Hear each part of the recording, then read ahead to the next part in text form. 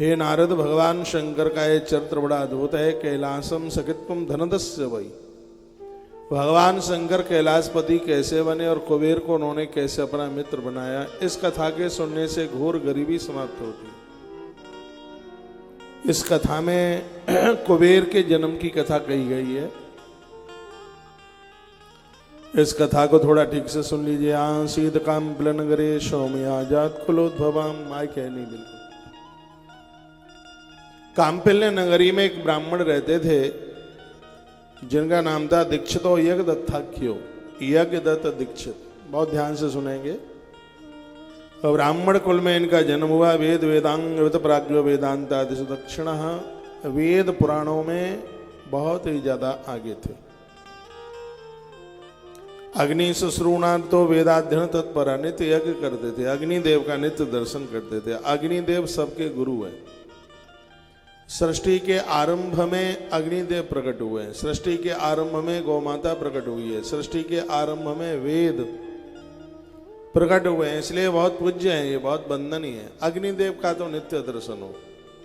मैं तो माताओं को भी बोलता हूँ, सुबह सबसे पहले जब आप चूल्हा जलाते हैं तो चूल्हा जलाने के बाद आधा मिनट नेत्र बंद करके भगवान अग्निदेव को वंदन प्रणाम कीजिए। अग्निदेव जिनके ऊपर प्रसन्न हैं उनके जीवन में किसी भी प्रकार की कभी कोई कमी नहीं रह सकती। अग्निदेव सबके गुरु हैं। वैसे तो विधान यह है कि उपले जला करके किसी पात्र में अग्नि जलाएं और उसमें 5 आहुति अन्न की डालें, भगवान का भोग लगावे। इतना सब संभव नहीं हो सकता। तो चूल्हा जब आप जलाते हैं तो 1/4 मिनट नेत्र बंद करके अग्निदेव को प्रणाम तो कर ही सकते हैं। अग्नि शुश्रूषण, तो जो अग्नि की सेवा करते हैं, अग्नि की सेवा होती है उसमें घृत डालने से, तो भगवान अग्निदेव ने सब कुछ दे देता। वेदा अध्ययन तत्पर। वेद में बहुत आगे, बहुत निपुण, स्वाध्याय चिंतन करने वाले। और यह ब्राह्मण यज्ञदत्त दीक्षित, समय आने पर इन्होंने एक ब्राह्मण कन्या के साथ में विवाह किया। समय उनके पास में था नहीं, अपने पांडित कर्म में बहुत ज्यादा व्यस्त थे। कभी इन्होंने परिवार को समय दिया नहीं। तो ग्रंथ यह कहता है कि गर्भिणी नारी पत्नी के गर्भ में संतान आवे तो थोड़ा पति समय निकाले, कथाएं सुनाए, अच्छी सी बातें सुनावे, तो उसका असर होने वाली औलाद के ऊपर, संतान के ऊपर पड़ता ही है। तो उनको तो कभी टाइम था नहीं, कभी समय था नहीं। उन्हें हुआ यह है कि उनकी गृहिणी की कोख से एक धूर्त संतान पैदा हो गई। घर ब्राह्मण का था, लेकिन व्यक्ति में जितने भी दुर्गुण होते हैं वो सब इनके बच्चे में चल करके आ गए। नाम तो बड़ा अच्छा रखा, आसीद गुण निधिर नामा दीक्षितातस्य वही सुतः। इस ब्राह्मण ने अपने पुत्र का नाम गुण निधि रखा, यानी गुणों का खजाना है। लेकिन उसके पास में गुण कुछ भी नहीं था। बालक छोटे से बड़ा हो रहा था, पिता को फिर भी समय नहीं था अपने बच्चे के पास बैठने के लिए। क्यों चालू है ये सब चक्कर घूम रहे।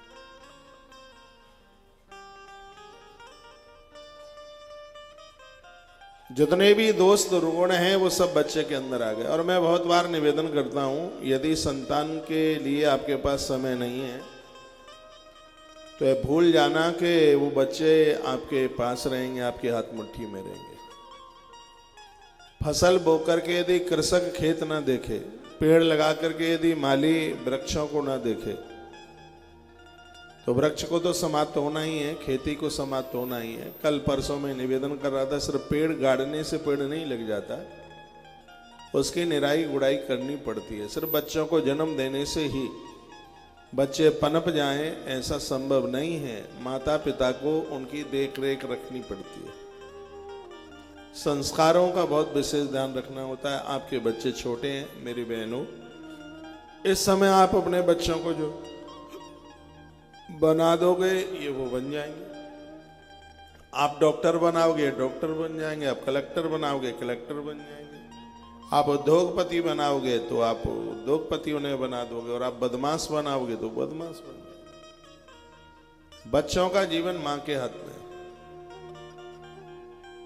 और माता पिता वही धन्य हैं जिनकी औलाद ठीक है, बढ़िया है। पहले बच्चों पर ध्यान नहीं दिया जाता, फिर जब वो बड़े हो जाते हैं तब एक तरफ फिर एक इकट्ठा उनको सुधारना चाहते हैं, फिर वो आपकी बात नहीं मानते, चूहा मार दवाई खा लेंगे, घर छोड़ के भाग जाएंगे, रेल से छलांग लगा देंगे, नदी में छलांग लगा देंगे, लेकिन वो बात नहीं मानते। इसलिए पहले से ध्यान रखो, बस्ते में रखता क्या है, क्या थैली में रखता है, कहाँ आता है, कहाँ जाता है, मित्र बांधव यार दोस्त कैसे हैं, ये छोटे बच्चों को आप काबू में कर लोगे और ये बड़े हो गए तो आपके हाथ मुट्ठी से निकल जाएंगे। और माता पिता धन तभी हो पाते हैं जब वह लायक संतान को जन्म दें। ये इतने अच्छे अच्छे लोग धरती पर पैदा हुए, आकाश से टपके नहीं, यह उस माँ ने ही जन्म दिया। वो कैसी माँ है जिनके बच्चे जुआरी शराबी कबाड़ी निकल जाते, दोस्त दूसरों को देते हैं। ये माँ की देख रेख में यदि देख रेख ठीक नहीं हुई है तो बच्चे बिगड़ जाएंगे। पर उसको तो समय होता नहीं है। हमारा उपनिषद कहता है मात्र देवो भव, पहली गुरु पहला भगवान माँ है। जिस तरीके से आप घर का ध्यान रखते हैं उस तरीके से आपने संतान का औलाद का ध्यान न रखा तो यह प्रकृति आपको इंगित करेगी, आपको ही बोलेगी। गांधारी ने खुद कहा था कि दुर्योधन बिगड़ गया, मेरी आंख में पट्टी बंधी हुई थी इसलिए। यदि मेरी आंख में पट्टी ना बंधी होती तो दुर्योधन मुझसे बिगड़ ना पाता। जब संसार में स्वार्थ की, ममता की पट्टियां आंख पर बंधी हुई होती हैं तो बच्चे बिगड़ जाते हैं, किसी काम के नहीं रहते। और जिस नारी को पति नहीं है, बच्चों की जिम्मेवारी उसके ऊपर है, उसे तो बहुत ध्यान रखना चाहिए, बहुत ख्याल रखना चाहिए। माता बैरी पिता शत्रु यौन वाले न पढ़ता। जो माता पिता बच्चों को संस्कार नहीं दे पाए, हमारी नीति ने कहा कि वो माता पिता तो दुश्मन की तरह, बैरी की तरह। बेटा हो या बेटी हो, ध्यान रखिए कहाँ आते हैं कहाँ जाते हैं। बच्चे बाहर जाते हैं, कोई गुनाह नहीं है, बाहर नहीं जाएंगे तो कैसे उत्कर्ष होगा, प्रोग्रेस होगी कैसे। लेकिन जिन बच्चों को संस्कार दिए गए हैं उनके ऊपर कोई ऐसा गलत किसी का असर पड़ता ही नहीं है। बच्चों को संस्कार दे करके भेजिए, उन्हें समझा करके भेजिए, उन्हें बता करके भेजिए। अपने कुल खानदान की रीति रिवाज सब कुछ उन्हें बताइए। आप नहीं बताओगे तो कौन बताएगा। एक कुम्हार भाई घट बनाता है, चाक चलाता है, प्रजापति भैया, और उसमें से वो एक चिलम बनाया उसने। कोई विशेष व्यक्ति आया, उसने कहा भैया क्या बनाया तुमने? उसने कहा मैंने एक चिलम बनाई है। तो उस आदमी ने कहा भैया चिलम तुमने बनाई, ये खुद जलेगी, दूसरों का कंठ जला देगी, ऐसे तो बढ़िया तुम सुराही बना देते। सुराही जानते हैं आप, पानी भरा जाता है। उस व्यक्ति ने सुराही बनाई। कोई साधु खरीदने के लिए आया सुराही, उसने धन्यवाद किया, धन्य हो भैया, ये खुद ठंडी रहेगी, जिसका जल जो भी कोई पिएगा उसको ठंडा कर देगी। यदि बच्चों को चिलम की तरह बना दिया तो खुद जलेंगे, दूसरों को भी जलाएंगे। और सुराही की तरह संस्कारी बनाया तो खुद प्रसन्न रहेंगे और दूसरों को भी प्रसन्न रखेंगे। छोटे छोटे बच्चे, ये बालक बैठा है, इसके मम्मी पापा कौन है, कहाँ बैठे हैं मुझे पता नहीं है, पर ये बच्चा रोज कथा सुनने को आता है। हमें भी ध्यान है, हम भी अपनी माँ के साथ में ऐसी कथा सुनने को जाते थे और आज उन संस्कारों को हम भूल नहीं सकते। आप बच्चे को दिखाओ, वो बहुत प्यारा लग रहा है, रोज मुझे मिलके जाता है कमरे में, और जिस दिन से मैं आया हूं रोज इसको कथा में देख रहा हूं। कौन कहता है बच्चों को हुनर नहीं होता? कौन कहता है कि बच्चे भगवान से जुड़े हुए नहीं होते? काबिलियत आप में होनी चाहिए, उनको जोड़ने के लिए उत्साह आपके अंदर होना चाहिए, विचार आपके अंदर होना चाहिए। परमात्मा की क्या जरूरत है, देवी देवता संत गुरुजनों की क्या जरूरत है? इनसे जुड़ करके हमारे संस्कार सुरक्षित बने रहते हैं। दिया जलता रहता, अंधकार नहीं आता। महापुरुषों के संस्कार मिलते रहते हैं तो हमसे कभी पापकृत कर्म नहीं होता, इसलिए इनकी जरूरत होती है। वो ध्रुव छोटा सा ही तो बच्चा था, नारद जी के संस्कार उससे मिले थे। प्रहलाद जी भी बहुत छोटे थे, गुरुदेव नारद जी के ही द्वारा जीवन खिल गया था। इसलिए ध्यान रहे इस बात के लिए कि बच्चों का जीवन कैसा चल रहा है, उनके ऊपर ध्यान रखिए। इस पिता ने गलती कर दी, पैसा कमाने को समय था, एक ही बेटा था। यदि एक बेटा या तो बहुत बढ़िया निकलेगा या बहुत घटिया निकलेगा, या तो सीधा श्रवण कुमार या सीधा धुंधुकारी। ये एक बालों को तो बहुत सावधान रहना चाहिए। जिनको एक है या तो बहुत बढ़िया निकलेगा। संजीत भाई अकेले हो तुम, श्रवण कुमार की तरह एक है तो या तो बहुत बढ़िया और या बहुत ज्यादा घटिया, धुंधुकारी की तरह। तो एक वाले तो बहुत सावधान।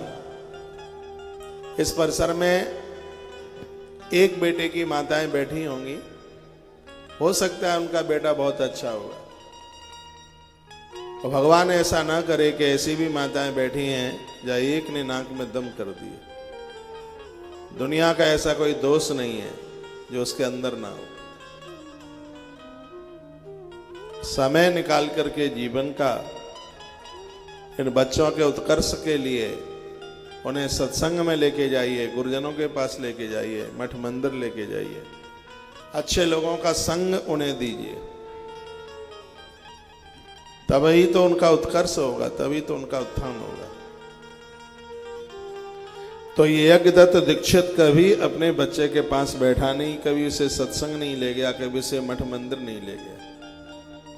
जितने भी दोष थे वो सब उस बच्चे के अंदर आ गए। 15 से 25 में ही आते हैं दोष, 15 से नीचे भी सुधरे रहते हैं। 15 से और 25 का 10 साल का समय निकाल लिया तो जीवन बन जाएगा। और यदि ये 10 वर्ष का जीवन निकल गया तो सब खुरापाती, बदमाशी, उद्दंडता, ये सब इसी में आ जाएगी। सिर्फ 10 वर्ष का समय है ये बिगड़ने के लिए भी और बनने के लिए भी। 10 साल, 10 साल को संत कहते हैं तलवार की धार के ऊपर चलना है। इसमें जीवन का एक उफान चल करके आता है। इस जीवन में यार दोस्त बहुत मिलते हैं 15 से 25 में, और उनका असर बहुत ज्यादा पड़ता है। इसलिए ये समय ऐसा है, इस समय में बेटा बेटी कोई भी हो, बहुत ज्यादा संभलने की आवश्यकता होती है। ऐसा कौन है जिसके जीवन में बिगड़े हुए लोग न मिले? ऐसा कौन है जिसके जीवन में सुधरे हुए लोग न मिले? दोनों तरह के लोग होते हैं, लेकिन ये गुणवत्ता स्वयं की होती है कि हम स्वीकार किसे कर रहे हैं। बिगाड़ने वाले भी बहुत मिलेंगे तो बनाने वाले भी बहुत मिलेंगे। गलत लोगों का असर न हो। बाबा तुलसी ने तो यहां तक कहा कि भगवान नरक दे दे, लेकिन गलत लोगों की संगति न दे। एक कवाड़ा कर देंगे, तुम्हें जुआरी बना देंगे, शराबी बना देंगे, जीवन खत्म कर देंगे, दुराचारी बना देंगे। दुष्ट संग प्रसंगे न मृत्युरेवन संशय। गलत व्यक्ति की संगति पाकर के यदि मौत भी हो जाए तो आश्चर्य मत समझ लेना, अचम्मा मत समझ लेना। दुष्ट संग प्रसंगे न मृत्युरेवन संशय। एक बार की घटना है, एक बार एक कौवा भारत से उड़ता हुआ कैलाश मानसरोवर पहुंचा। वहां उसकी मुलाकात हंसों से हो गई। एक गलत लोग अपना असर बहुत जमाना चाहते हैं। कौवे ने सोचा कि हंस भी सब मेरे ही तरह बन जाए, उनके पास पहुंचा। वैसे तो ये सोचना चाहिए कि जो दुर्गुण हमारे अंदर आ गए हैं कि हम किसी और को न बिगाड़ें। हम तो भोग ही रहे हैं, लेकिन हम औरों का जीवन न बिगाड़ें। लेकिन वो खुरापाती मानते ही नहीं है। वो कहते हैं कि सब दुनिया हमारी जैसी, लफंगी, गुंडी, गुंडा सब हमारे जैसे हो जाते। गुंडागिरी चरम सीमा पर पहुंचे, उनकी ऐसी स्थिति होती है। तो कौवा ने सोचा कि जितने भी हैं इन सब में मुझ जैसी बदमाशी चल करके आ जाए। हंस बिल्कुल धुला हुआ है, साफ सुथरा है। उसने अपना रंग जमा दिया, पहले दिन नहीं जमा, दूसरे दिन नहीं जमा, वो दिन रात लगा रहता था। चौथे दिन एक हंस उसका संग करता हुआ भारत की धरती पर उतर आ गया, जिगरी दोस्त बन गया। अब तो हंस उसके बिना रह ही ना पाए। एक दिन की बात ही सुनिए। एक वृक्ष के ऊपर दोनों बैठे हुए थे, सामने राजा का मंत्रिमंडल लगा हुआ था। कौवे ने काऊ काऊ की आवाज शुरू करी। राजा के मंत्रिमंडल में व्यवधान हो रहा था। राजा ने पहले सोचा कोई बात नहीं, देश का पंछी है, लेकिन उद्दंड तो बिना दंड के मानते ही कहां है। तो राजा ने अपना धनुष उठाया और कौवा को मारने के लिए एक बाण छोड़ दिया। और हुआ यह है कि वो बाण कौवे में न लगता हुआ हंस की छाती में लग गया। हंस को जैसे ही बाण लगा तो हंस ऊपर पेड़ से नीचे गिरा। नीचे गिरते हुई उसकी गर्दन टूटी और क्या बोला वो, ना अहम काको हतो राजन, हंसो हम बिमले जले। हे राजन, मैं कौवा नहीं, मैं हंस था। मैंने तो तुम्हारा कुछ बिगाड़ा नहीं, तो तुमने मुझे क्यों मारा? हंस की आवाज सुनते ही और राजा सीधे उस वृक्ष के नीचे आया, पानी के छींटे लगाने लगा और हंस को पूछने लगा कि मुझे अपराधी के चंगुल में तुम फंस कैसे गए। रो पड़ा हंस और हंस ने कहा, राजन, आज मैं दुनिया को सीख देने के लिए जा रहा हूं, इसमें तुम्हारा कोई कसूर नहीं है, गलती मेरी है। मैंने कौवे का संग किया, मैंने गलत का संग किया और लोगों को बताना चाहता हूं कि यदि तुम गलत का संग करोगे तो दुष्ट संग प्रसंगे न मृत्युरेव न संशया। गलत का संग करने पर यदि मौत भी हो जाए तो इसमें किसी भी प्रकार का संशय नहीं समझना चाहिए। आप बहुत बड़े धनवान हैं यदि आपके मित्र बढ़िया हैं, आप बहुत विशेष लोग हैं, यदि ये 5-4 दोष नहीं है आपके पास तो धरती के आप देवता हैं। पराया पुरुष पराई नारी के साथ कोई गलत संबंध नहीं है तो मनुष्य की चद्दर ओढ़ करके आप देवी देवता हैं।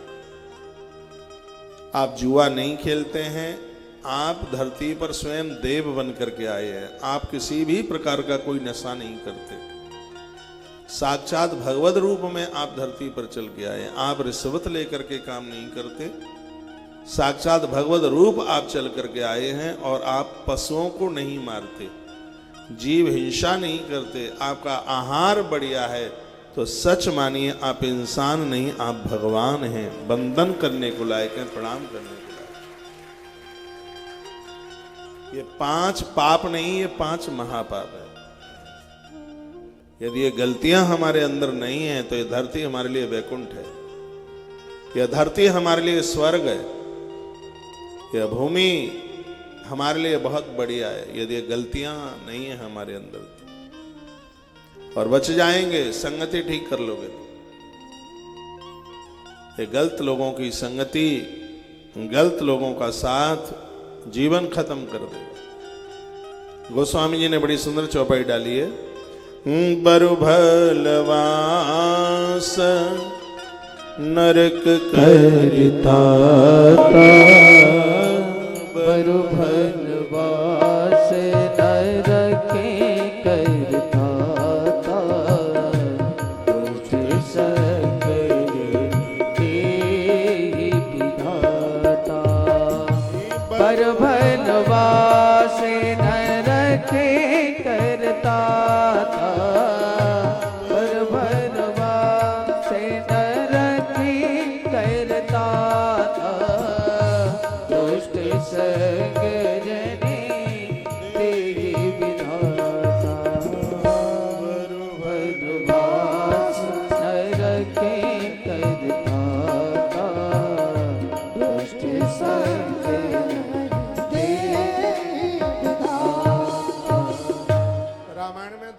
प्लस चौपाइयां हैं। रामायण की चौपाई मुझे बहुत अच्छी लगती है, बढ़िया लगती है। वो कैसे लोग हैं जो रामायण का विरोध करते हैं? रामायण जीवन देती है, रामायण जिंदगी देती है, रामायण जीवन जीने के लिए एक परम तरीका है। कितनी सुंदर चौपाई कही। कि भगवान नरक दे दे लेकिन गलत लोगों का संग न दे, क्योंकि गलत लोगों के साथ से तो ये धरती ही नरक बन जाती है। दुष्ट संग जन दे ही विधाता, भगवान गलत व्यक्ति का साथ न दे। यज्ञदत्त दीक्षित ब्राह्मण का बेटा आशीत गुणनिधि नामा दीक्षिता यश वही सुता, नाम तो उसका गुणनिधि रखा। कृतो उपनयन सो अष्टो विद्या जग्रह भूरसा, 8 वर्ष की आयु में उसका जनेऊ संस्कार भी करा दिया। खाली जनेऊ संस्कार से क्या होगा जब संगति ठीक न मिलेगी। उसके मित्र बांधव सब बहुत बेकार थे। समदा धूत कार्यभ्यो मैत्री तेष चकार सह, उसकी संगति सब जुआरियों से हो गई थी। अथा पित्राण विज्ञातो धूत कर्म रतो भवेत, पिता को कुछ जानकारी ही नहीं थी। सतक्त ब्राह्मणाचार संन्यास स्नान परांगमुखा, ब्राह्मण का कोई भी गुण उसके अंदर नहीं था। कभी नहाता नहीं है, कभी भी देव भीजन करता नहीं, संध्या बंदन करता नहीं। निंदको वेद शास्त्रातम देव ब्राह्मण निंदका, वो सबकी निंदा करता है। वेद शास्त्रों की, पुराणों की, ग्रंथों की सबकी निंदा। गीत वाद्या विनोद वाक नट पाखंड भांडस्तु भद्र प्रेम परस्पर है। बिगड़े हुए लोगों से हमेशा उसकी संगति थी। तो ऐसा कोई दोष नहीं था जो उसके अंदर न हो। एक पुत्री तन्माता प्रतारियत दीक्षिता, एक बेटा होने की वजह से माँ कभी उसको डांटती नहीं थी, फटकारती नहीं थी, कभी उसमें एक चांटा भी नहीं मारा। इसलिए एक है कहीं घर छोड़ के ना चला जाए तो हम बिना बच्चे के ही रह जाए। लेकिन ये ग्रंथ कहता है कि ऐसे धूर्तों से तो बिना बच्चे का होना ज्यादा बढ़िया है, ना हो तो ज्यादा ठीक है। ये शराबी जुआड़ी कबाड़ी ये ग्रंथ कहते हैं कि इनसे तो व्यक्ति निसंतान रह जाए तो ज्यादा बढ़िया है।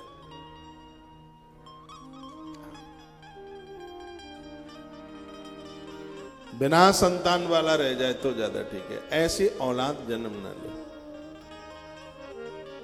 ग्रंथों ने बहुत वर्णन किया है, जिनके घर में शराबी पैदा हो जाते हैं, पुरखे मोटे मोटे आंसुओं से रोते हैं।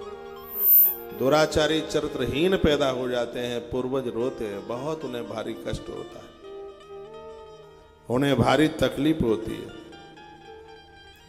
एक दिन की बात थी, मैया ने इसको अपने पास बिठाया। बेचारी रो रही थी माता, और कर भी क्या सकती हैं।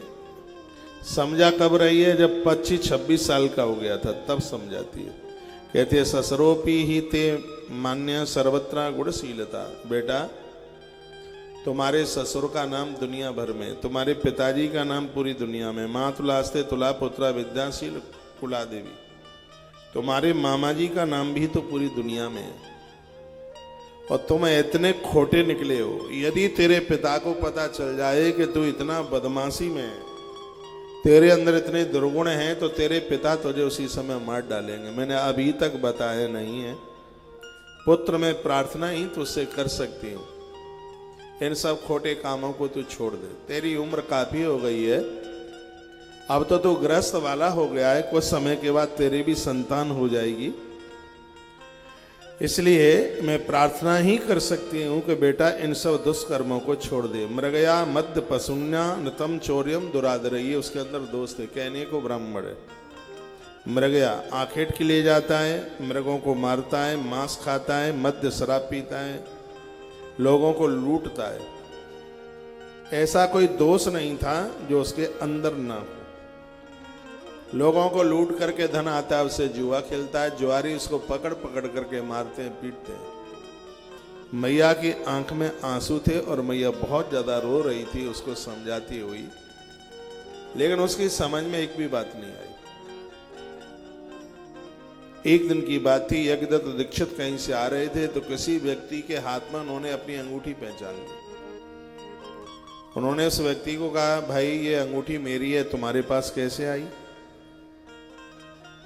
तो वह आदमी लड़ने को तैयार हो गया और कहा कि तेरा बेटा जुआ में हार के गया है अंगूठी, और इस समय धरती का नंबरी जुआरी है वो है।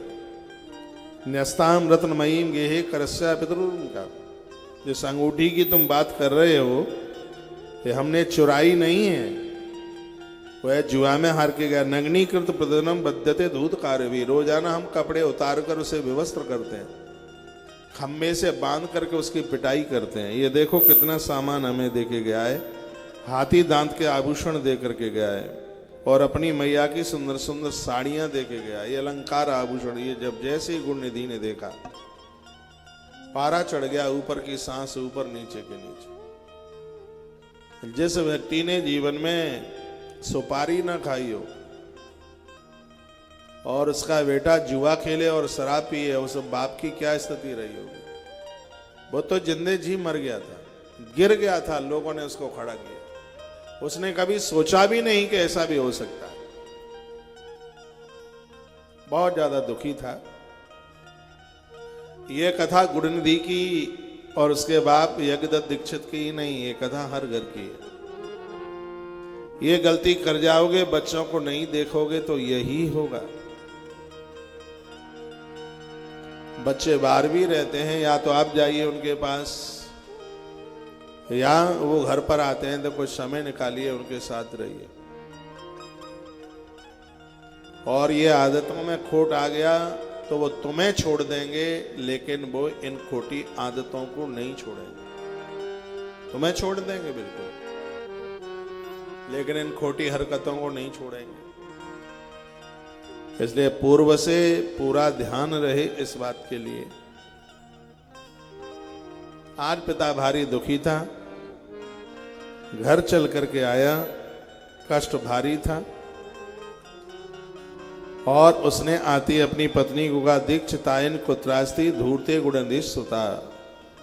हे पंडितानी, यह बता, तेरा वो धूर्त कुकर्मी तेरा बालक कहाँ है? धिक्कार है तेरी कोख को, तूने ऐसे निर्लज्ज को पैदा किया। उसने अपनी पत्नी को ऐसा ही कहता है, तिष्ठुत किम तेन कोसा मां शुभ शुभ का। वो कहता है कि इससे तो बढ़िया नारी बांझ रह जाए तो ठीक है, लेकिन ऐसी औलाद को जन्म न दे जिसको तूने जन्म दिया। यही बात रामायण में माता सुमित्रा ने बात कही है। पुत्रवती जुवती जग सोई, रघुवर भगत जास सुत होई। इस धरती पर वही मां मां कहलाने की अधिकारी है जिसका बेटा भगवान का परम भक्त हो। नहीं तो नतर वांझ बलवाद व्यानी, व्यानी शब्द पशुओं के लिए होता है।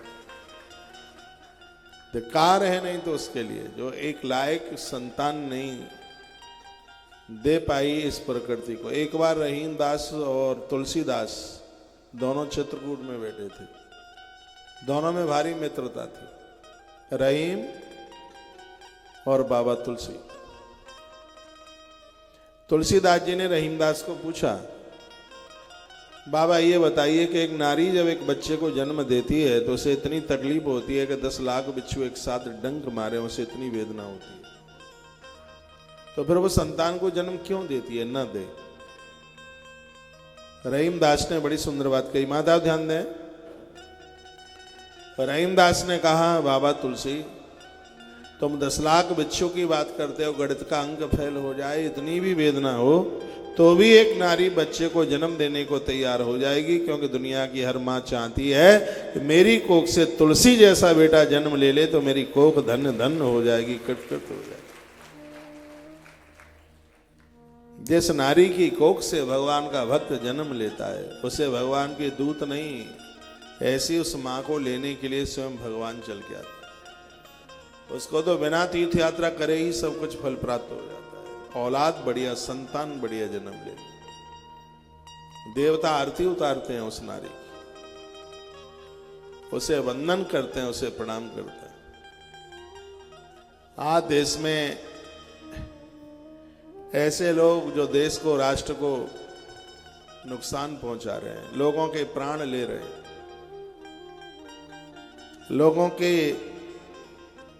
लोगों का सब कुछ हरण कर रहे हैं, छीन रहे हैं, जिनकी वजह से नारी सुरक्षित नहीं है, जिनकी वजह से देश और राष्ट्र सुरक्षित नहीं है। ये ऊपर से थोड़े ही टपके थे, इनको भी किसी मां ने जन्म दिया। कैसी मां है? एक लायक संतान को जन्म नहीं दे पाई। अब आप कहोगे क्या ये भी मां के हाथ में? हाँ, मां के हाथ में। राजीव दीक्षित कहा करते थे अपने प्रवचन में, एक मां चाहे तो वैसा ही पुत्र पैदा कर सकती है। डॉक्टर, कलेक्टर, थानेदार, उद्योगपति, संत, साक्षात भगवंत को धरती पर उतार सकती है। ये गुणवत्ता उसके अंदर है। औलाद के ऊपर जितना असर माँ का होता है उतना पिता का नहीं होता। रावण के ऊपर माँ का ही तो असर था, पिता तो बहुत अच्छा था विश्वकर्मा, माँ ठीक नहीं थी, राक्षसी परिवार से थी, रावण राक्षस हो गया। माँ का असर औलाद के ऊपर होता है। प्रहलाद का बाप बड़ा खतरनाक है, पर बाप का असर नहीं था, माँ बहुत अच्छी थी, कयादू, माँ का असर रहा।